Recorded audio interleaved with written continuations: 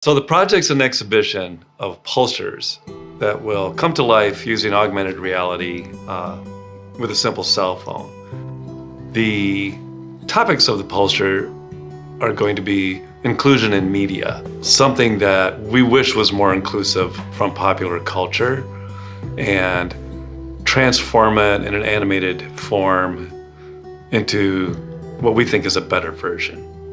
Our group sort of like we grew up with Disney, and we think that it's such a popular piece of media that I think almost everyone has seen and is familiar with, but it contains a lot of with specifically their Disney princess lineup, it contains a lot of the same thin figure. They all have clear skin and stuff like that. We wanted to sort of transform that image into something more inclusive. Diversity is definitely the key element. And it just when you're bringing a group of people together and they all have different backgrounds and they all come from different places of the world, they can offer a perspective that you might not have necessarily thought about in terms of cultures and ideologies that might stem from those different cultures. So you only stand to become stronger when you have diversity instead of everyone coming from the same kind of mindset.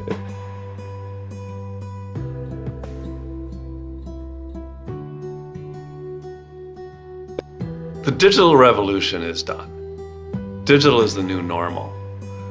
When someone asks me anything about, well, how does digital, methods or media affect what you're doing, I just think, well, the real question is maybe for people who aren't using digital technology for their work and why they're not.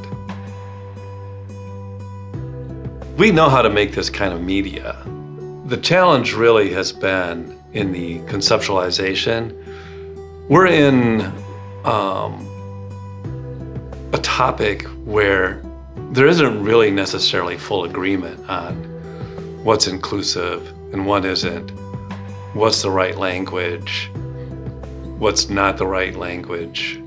And so we've had a lot of interesting conversations in terms of that sort of thing. And I think, to the credit of the faculty and the students and our advisors, we're all being inclusive with not only the media we're creating, but with the opinions that people are forming, and I think we're all learning from it and growing from it. As an artist and designer, it's more about being inclusive.